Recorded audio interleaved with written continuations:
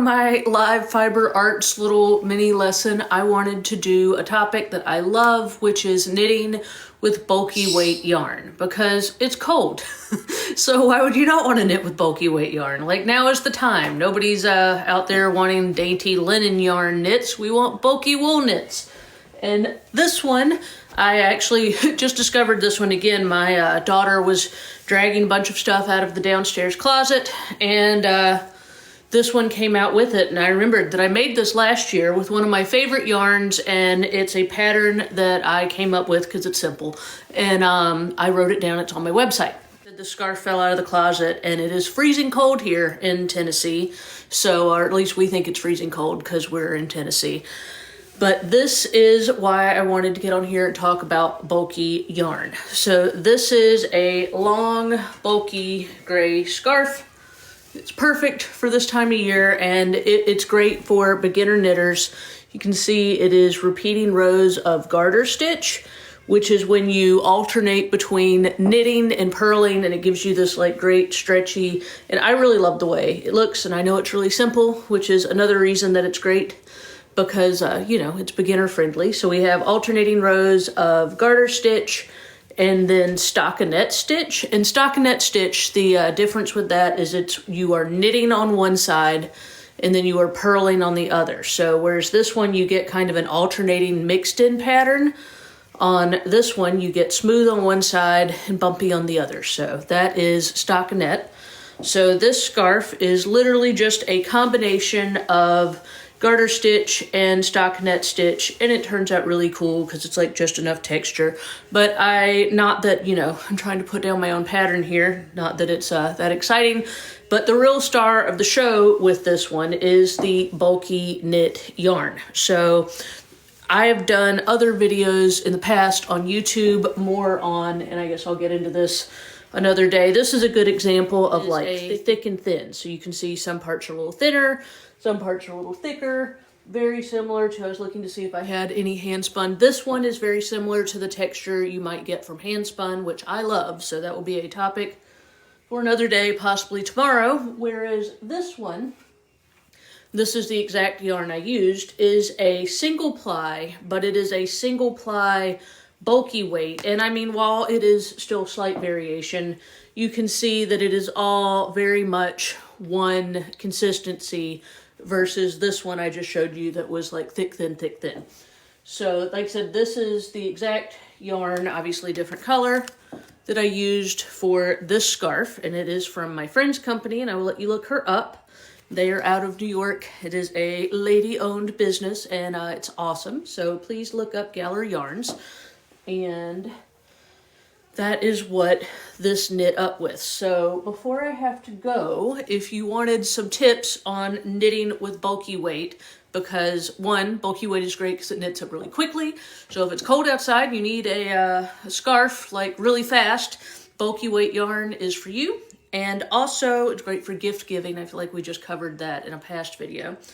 But there are a few things that if you are used to knitting with smaller yarns that you may want to take into consideration.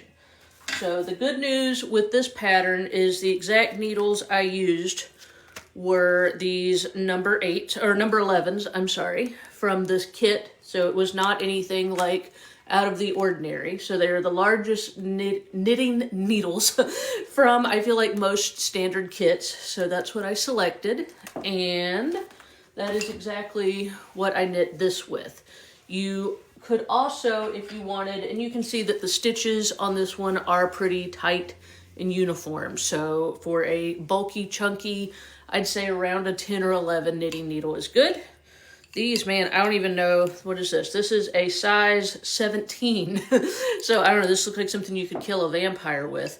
If you were wanting to knit something that was bulky or chunky weight, but you wanted it to be really loose and maybe more drapey, drape being less sturdy. So like this is very sturdy. Drape being less sturdy. So like this is very sturdy, whereas if you wanted it looser, it would be drapier. You could use larger, like even really big jumbo needles, and that's going to give you a looser knit, a looser drape on whatever it is you're making. And I don't know, one major, so I guess that's tip number one is choose the right needles. Tip number two is your hands are probably going to get sore. If you're used to knitting with smaller needles, you may need to take some breaks or, you know, do some like hand stretches if you are knitting for a long period of time with chunky weight yarn, because it is just, it's a little bit more of a workout than what you may be used to. And my third tip, and then I gotta go, is especially for a single ply yarn, and this is where, here, I'll show you the Vols orange here, because like I said, you can guess where I live.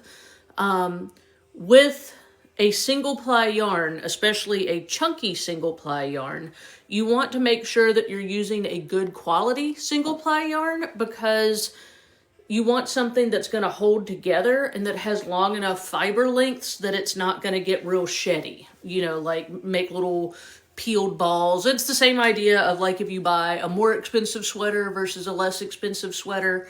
The more expensive sweater is probably going to have longer fiber lengths, like this beautiful yarn here, which is just going to hold up better. Because as you can imagine, going after a thick piece of yarn like this with a pointy needle, it could be real easy to split the stitch, and which, you know, in the end of the world. But and then just the wear from the scarf to make like the little balls that none of us like all over our knitwear. So that's why I love this one. It is a super fine merino, and it is very high quality. I would say more so than other brands. So once again, shout out Galler Yarns.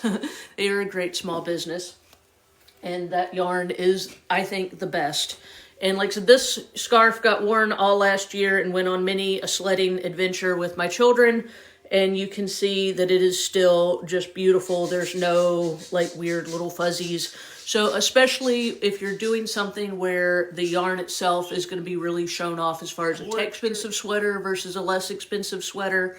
The more expensive sweater is probably going to have longer fiber lengths, like this beautiful yarn here, which is just going to hold up better. Because as you can imagine, going after a thick piece of yarn like this with a pointy needle, it could be real easy to split the stitch, and which, you know, in the end of the world. But and then just the wear from the scarf to make like the little balls that none of us like all over our knitwear. So that's why I love this one. It is a super fine merino, and it is very high quality. I would say more so than other brands.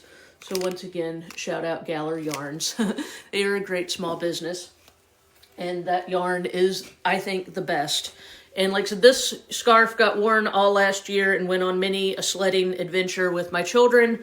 And you can see that it is still just beautiful. There's no like weird little fuzzies.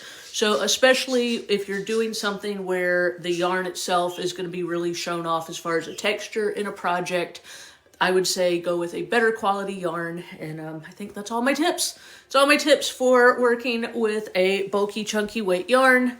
And like I said, this is part of my silly 12 days of fiber arts tips that I've been doing. So I will edit this down later. If you would like the free pattern that I wrote down for this exact scarf, I made it last year. It's called the Emotional Support Scarf because it's very squishy, and like making this scarf definitely is, I think, could be considered therapeutic. So go check it out. It's on my website. You can find all the information in my bio on my website, but Feral Scene/patterns. You can go find all my free patterns, including this one.